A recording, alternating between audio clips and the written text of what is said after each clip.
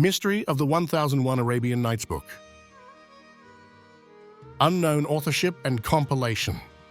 The true authorship of 1001 Nights remains an enduring mystery. Who compiled this vast array of tales, and when, are questions that have intrigued scholars for centuries. This collection, often seen as a cornerstone of Middle Eastern literature, is a cultural mosaic. Its roots seem to intertwine Indian, Persian, and Arabic traditions, raising questions about how these stories were shared, adapted, and evolved across borders. Many scholars suggest that 1001 Nights was not the work of a single author, but rather the result of oral traditions passed down through generations. These tales were likely gathered by storytellers who traveled across regions, blending narratives from different cultures.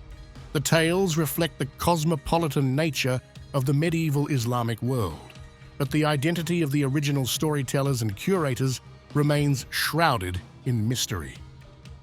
Was this a deliberate attempt to capture the diversity of the Islamic Golden Age, or did the stories evolve organically through cultural exchange? Cultural crossroads. Often labeled as Arabian, the collection's stories extend far beyond Arabia. Persian names frequently appear, and several tales are set in India, or feature characters from various regions of the Islamic world. This broad geographical and cultural scope reflects the Abbasid Caliphate's influence during its golden era. The Abbasids were known for fostering learning and cultural exchange, encouraging the blending of different traditions. Did this multicultural environment play a role in shaping 1001 Nights into the literary masterpiece it became? The tales offer a unique glimpse into a world where borders between cultures were fluid and where storytelling was a medium for exchanging ideas. The fusion of Indian, Persian, and Arabic elements raises intriguing questions. Was this blending of stories a reflection of the caliph's interest in cultures beyond Arabia? Did the collection evolve with the intellectual and literary developments of the Islamic world, or did it transcend its initial cultural origins to become something entirely new? Arabian or not, the name Arabian Nights may be misleading. Why is this collection often referred to as Arabian when its origins are so diverse? The answer may lie in the fascination with Arabian culture that flourished during the 19th century Orientalist movement in Europe. This romanticized view of the exotic East likely influenced the Western interpretation and marketing of the collection. The title, Arabian Nights, conjures images of bustling bazaars, golden palaces, and mysterious desert landscapes, elements that appeal to the European imagination. However, the true origins of the tales are far more complex. The collection's mixed heritage, featuring elements from Persian and Indian cultures, challenges the notion that these stories are purely Arabian. Instead, they reflect a broader cultural network that extends across the Middle East and beyond. Censorship and adult themes. One of the most intriguing aspects of 1001 Nights is the question of censorship. Many of the tales, particularly those told by Scheherazade, delve into themes of adventure, morality, erotica, and politics. Some of these stories were likely considered too risque for certain audiences, leading to various adaptations that toned down or entirely omitted adult content. The original tales may have been intended for mature audiences, with elements that explored human nature in unfiltered ways.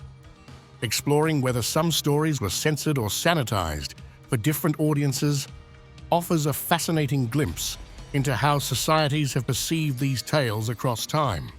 Could it be that the raw, unedited versions of these stories are still hidden in translations or archives, waiting to be rediscovered? Story summaries.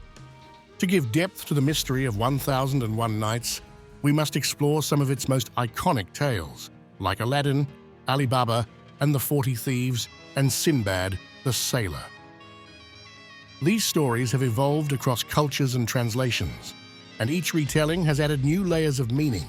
But what might have been altered or lost in translation? Could the tales we know today be significantly different from their original versions? By comparing different interpretations, we can uncover how each generation and culture has shaped the stories to reflect its values and interests. A compelling mystery.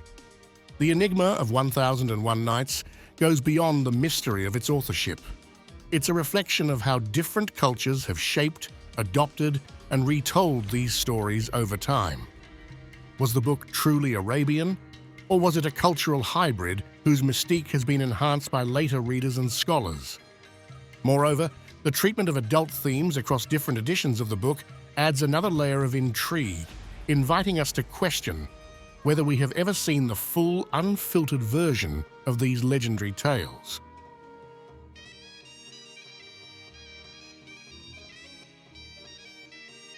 Unknown authorship and compilation. The question of who authored and compiled 1001 Nights is one of the central mysteries surrounding this literary treasure. While the tales are iconic today, the identity of the storytellers and the period during which the stories were collected remain unknown. Scholars from various fields, literature, history, and cultural studies, have long debated the origins of these tales and the role of different cultures in shaping the collection. Scholarly theories on authorship. Many scholars agree that 1001 Nights is a product of multiple cultural traditions. The earliest roots are often traced to Indian and Persian folklore, with the oldest stories possibly derived from ancient Sanskrit texts.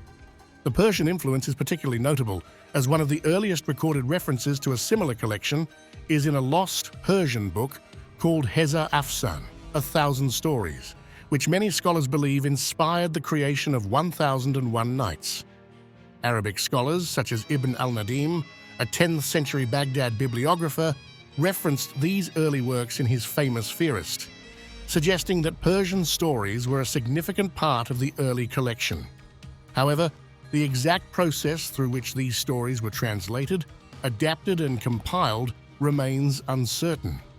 Some historians believe that the collection evolved over centuries, with oral storytelling playing a key role in how tales were passed down, altered, and eventually recorded. Cultural fusion in the compilation.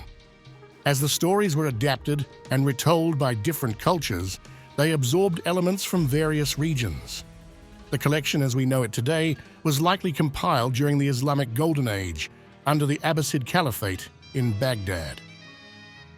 During this period, Baghdad became a cultural melting pot where scholars, merchants, and storytellers from across the Islamic world converged, bringing with them diverse narratives.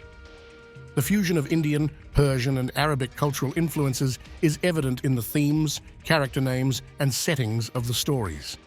Persian names frequently appear in the tales, while the overarching frame story of Scheherazade, the woman who tells these tales to postpone her execution, echoes themes from Indian fables. The presence of Islamic moral lessons, combined with the rich fantastical elements drawn from Persian and Indian folklore, further reflects the cultural diversity of the collection. Unanswered questions. Despite the theories, much remains unknown. Did a single person or group intentionally curate the tales, or did they evolve organically through the oral tradition? Were the stories written down by scribes in Baghdad, or were they adapted and expanded by later generations of scholars and poets?